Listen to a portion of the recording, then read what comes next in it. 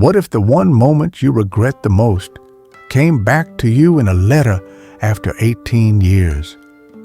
Everyone in the town believed Daniel had everything: a good job, a quiet home, and a calm face that never gave anything away. But what they didn't know was that every night, Daniel sat in silence on his porch, staring at the mailbox. Not because he was expecting bills, not because he liked the quiet, but because he was waiting for a letter that hadn't arrived in 18 years. You see, Daniel had a secret. 18 years ago, he made a decision that changed the course of his life. He was young, just 19, full of dreams, madly in love, and reckless. He and his high school sweetheart, Layla, had planned to run away together and chase their dreams in a new city, but on the very night they were supposed to leave, Daniel never showed up. He got scared of failing, scared of poverty, scared of not being enough for her. And so he stayed. He left her standing at the station with nothing but a suitcase and a broken heart. The next day she was gone, no notes, no goodbye. She simply disappeared. Years passed. Daniel tried to move on. He got a stable job, built a life, but his heart never caught up. Every relationship he tried failed because he compared everyone to Lila. He told himself he was okay, but every year, on the same day, he would write her a letter. He never sent it, just folded it and placed it in a shoebox under his bed. It was his way of saying sorry, of asking, "What if?" Then one morning, something unexpected happened.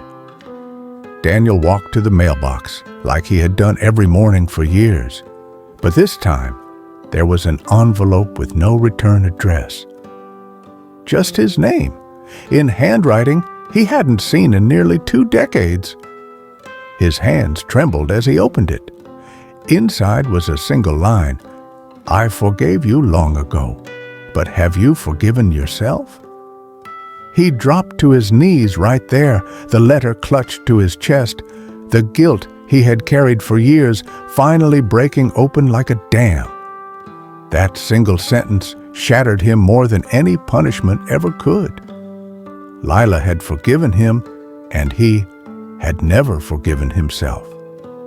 That night, for the first time in years, Daniel opened that old shoebox and read every letter he had written to her. He cried, laughed, and let go. The next morning, he packed a small bag and booked a ticket to the city they had once dreamed of. Not to find her, not to chase the past, but to live the life he was once too afraid to live. Because now he understood something deeply. You can't outrun regret, but you can outgrow it. This story teaches us a powerful truth. Sometimes the prison we live in is built from our own guilt, fear, and self-doubt. We spend years punishing ourselves for past mistakes, waiting for permission to move on. But here's the truth. Forgiveness doesn't always come from others. It starts with you. You might be holding on to a what if, a moment you wish you could change, but life doesn't wait for you to be ready. It keeps moving. So don't wait 18 years to forgive yourself. Don't wait for a letter to tell you you're worthy of starting again. Start now. Do it afraid. And don't let the fear of failure rob you of a life you were meant to live.